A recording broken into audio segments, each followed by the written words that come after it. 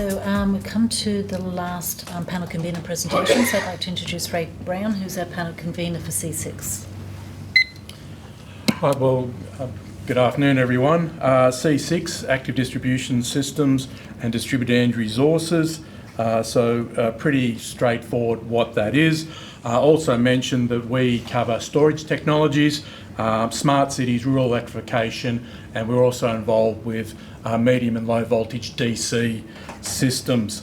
So what have we been up to internationally in the last year? There was the Muscat Symposium in March in Oman.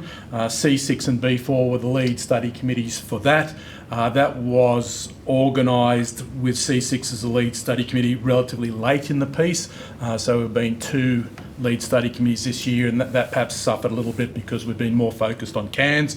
But there are obviously quite a lot of participants from 25 countries, 12 C6 papers, some NGN papers, and Kurt Dedekind, the study committee C6 chair, presented a tutorial on rural electrification.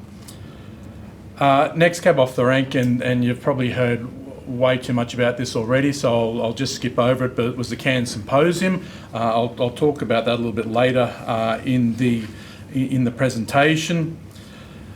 C6 deliverables, there's been one technical brochure that's been presented or completed in the last year. This is an acronym for you, QSTS. So if you're not up to speed on that, quasi-static time series analysis. So it doesn't quite roll off the tongue, but really what it's involved in is just doing a static load flow or simulation at intervals of a second, a minute, an hour, or whatever, depending on how fast the parameter that you are interested in, whether it be the solar radiation or wind or whatever, is changing. Different from a lot of the other dynamic modelling where you're solving differential equations in time steps. This is just a series of steady state modelling events. So that came out a few months ago, was prepared, working group convener out of the USA. The couple of working groups that have been set up in C6 in the last year, C646 energy efficiency really hasn't got started as such.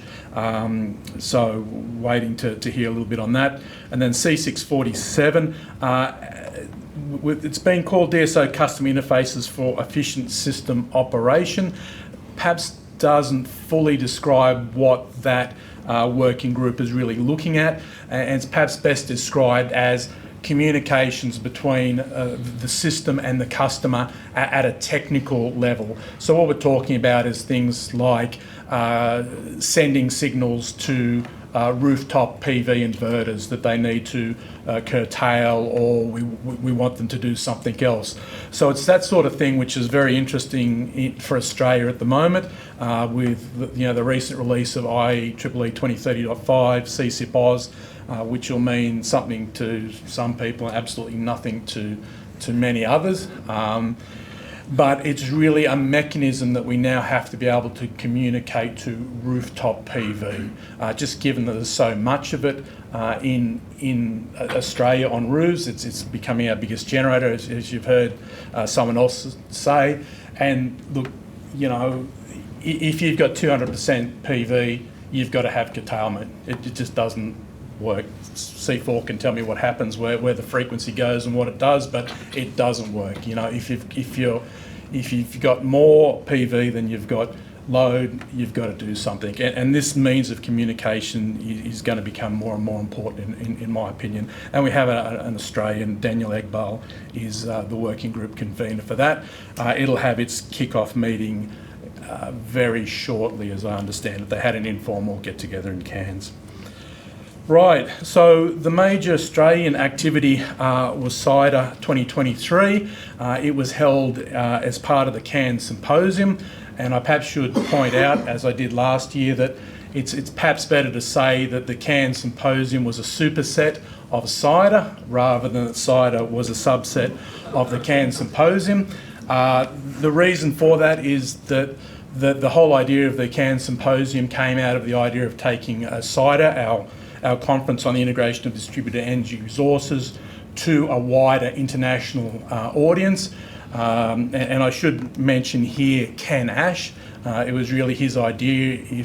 That's where it all started, and I think if he hadn't put that idea forward, it wouldn't have happened, and he pushed it for the first couple of years. Anyway, so CIDA is our Australian C6 conference we hold every 2 years. We've held it 5 times now, the first time 2015. And this time we held it in conjunction with the Cairns Symposium. It was probably our most successful CIDA, I think, to date. We had a total of 33 presentations.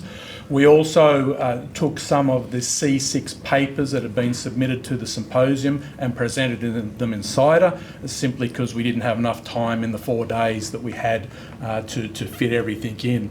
An NGN panel, which we always have, which went very well. An NGN event, which was to try to save the Australian electricity grid. And I think we were successful in that. You'll be pleased to know, which was quite a fun activity. So all in all, it's a bit hard to know on the actual attendance figures, because the registration was the same across. If you register for the symposium, you automatically register for CIDA. Bit difficult to know how many people we had. I think we had a maximum somewhere between 200 up to 250, and probably averaged 150, which was very, very good for us, and was well received by the international C6 delegates that attended. So my next part of this is perhaps that's what we've done. What are the issues that we're interested in at the moment? And in the 3 minutes and 2 seconds I have left, I'll try and summarise the 2 days worth of discussion that we had in CIDA, because there's a lot happening in this space. So dynamic operating envelopes, which is the idea that instead of giving rooftop PV a fixed export limit, you might give them 4 kilowatts normally, to be the most conservative, to cater for the most conservative situation. You might say, right, we're going to have a dynamic operating envelope. We'll give you an export limit of, pick a figure, 8 kilowatts normally, but if we have a problem, we'll drop you down to 2 or 3 or something, or 0. This is something that was discussed a lot in Cairns, and is really taking off. So it's something certainly to look after. The second item there, distribution state estimation. So you're perhaps remember from a very long time ago, state estimation, trying to figure out the parameters of the network from incomplete data. This has really taken off in the last few years at the distribution level. So you don't have complete information of the voltage and the currents at each point in the network. There's just too many of it. It turns out, with some clever mathematics, by taking a series of measurements, you can get a very good idea of what the parameters are in an LV network. And that's important because it feeds into this dynamic operating envelope capability. If you know that the voltage is too high, or that a segment of distributor is overloaded, if you can calculate that by state estimation, then you can send a signal via dynamic operating envelope.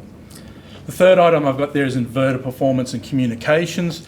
The communications bit is related to curtailment and operating envelopes, and being able to know what's happening and to control your largest grid asset, your largest generating asset. Inverter performance is very important at the moment. It's been the subject of quite a lot of discussion. It simply is, are the inverters doing A, what we want them to do, and B, what they're supposed to do? And there's been a number of changes of the Australian standard over the last couple of years to, I guess, better express how we want inverters to react to things like under and over voltages, under over frequency, low voltage ride through. Whereas before we wanted them to get off the network when they're only a small part of it, now we want them to stay on. Community energy storage, I've spoken about this the last few events. It's really taken off.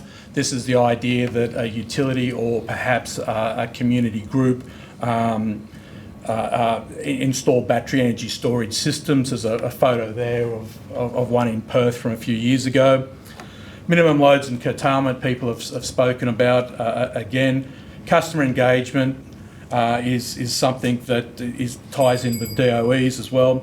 Grid shrinkage, which is the last one on this page, is the idea that in remote or semi-rural areas where previously we had power lines, maybe now the best idea is to pull those power lines out and put in a PV battery storage and a generator to supply those people. And there's been a lot of work done on that in Western Australia relatively successfully, or very successfully, from what I understand. Given I'm now over time, I'll just skip through these very quickly. First one is, a lot of the things that we thought were a problem with PV, after 10 years of having a network, it's not really a problem. Stop worrying. One thing you do need to worry about is voltage. It's always going to be a problem. Ohm's law is not going away, but we've now got more tools to deal with that. In AUC 6, Peter Kilby kindly did a mini survey, both in Australia and overseas, on voltage management. Also, increased range of tools to deal with voltage issues. The issue with inverters has been helped by standardisation of inverter settings. You could probably argue there's still perhaps a little way to go with 4 standard settings between Australia and New Zealand, but it's certainly helping.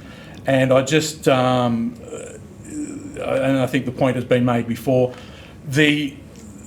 previously the idea with PV was it's a problem. If anything happens in the network, get it off. You know, when that's 2% of your generation capacity, who cares? So your rock-off rate of change of frequency, your protection settings for anti-islanding were very tight.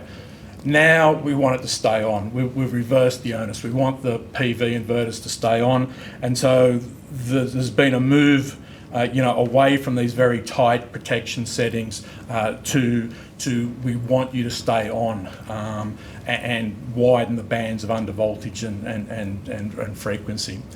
So with that, I'll end my talk, and thank you very much.